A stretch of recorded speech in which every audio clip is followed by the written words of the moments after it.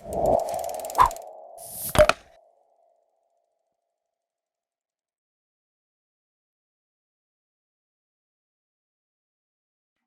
je slabovida osoba. Aplicirao je za poziciju u jednoj kompaniji koja zapošljava veliki broj ljudi. Petar je u procesu selekcije pozvan na testiranje, a kao deo procesa selekcije za zapošljavanje. Petar je u prijavi naznačio da je osoba sa hendikepom i da mu je za polaganje testova potreban uvećan font ili instaliran softver za uveličavanje karaktera za rad na računaru. U telefonskom razgovoru koji je prethodio testiranju, Petar je naglasio da mu je zbog oštećenog vida potrebno da test bude odštampan u većem fontu. Na samom testiranju Petra je na ulazu ispred sale sačekala osoba zadužena za testiranje i uputila na mesto za sedenje. U sali su osim njega bila još 5 kandidata. Predstavnik kompanije je podelio testove i saopštio vreme za rad. Testovi koje je Petar dobio bili su sitnog fonta i njemu jako teško čitljivi. A sastojali su se od testa ličnosti, testa poznavanja engleskog jezika i poznavanja programiranja. Petar je odmah ukazao na situaciju sa fontom i tražio da mu se daju novi, prilagođeni testovi. Predstavnik kompanije je bio zbunjen i nije mu bilo jasno o čemu se radi. Rekao je da u ovom trenutku ne može da izlazi iz sale, jer mora da dežura za ostale kandidate, i zamolio Petra da proba da uradi kad je već tu. Petar je uz dosta napora uradio jedan deo testova i predao ih zbog isteka vremena.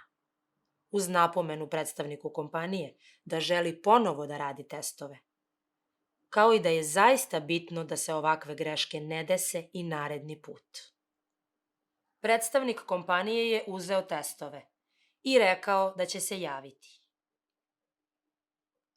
Petru su javili da njegovi rezultati nisu dovoljno dobri i da nije prošao u naredni krug selekcije.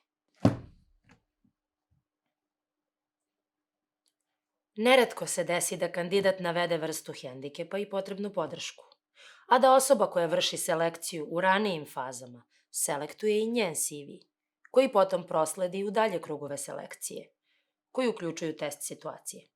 Zanemari situaciju hendikepa ili ne prenese informaciju o hendikepu osobi koja priprema testiranje. Nekad se dogodi da test koji treba da radi kandidat nije u skladu sa situacijom hendikepa. Na primer, slepu osobu na testiranju sačeka papir, olovka, test, a ona ne može da čita. Kandidatu sa motoričkim hendikepom, koji ne može da piše, na testiranju se ne obezbedi prisustvo personalnog asistenta ili nekog drugog lica od strane kompanije koja će pružiti asistenciju i sl. Ako je kandidat došao na testovnu situaciju u kojoj mu nije obezbeđena adekvatna podrška, ne treba da pravi kompromis, niti da započinje da radi test. Jer, ma koliko da uloži napor, neće moći da prikaže realne kompetencije i znanja zbog neobezbeđenih uslova podrške. Testiranje bez podrške učinit će da osoba sa hendikepom izađe poražena nakon testa, jer nije imala uslova da ga uradi uz podršku, već je bila u situaciji diskriminacije. U tom slučaju, osoba sa hendikepom treba da ukaže na diskriminaciju i da od poslodavca traži da se za njega obezbedi podrška, odnosno organizuje adekvatna test situacija istog sadržaja kao i za sve ostale kandidate, tako da to neće uticati na njegovu selekciju.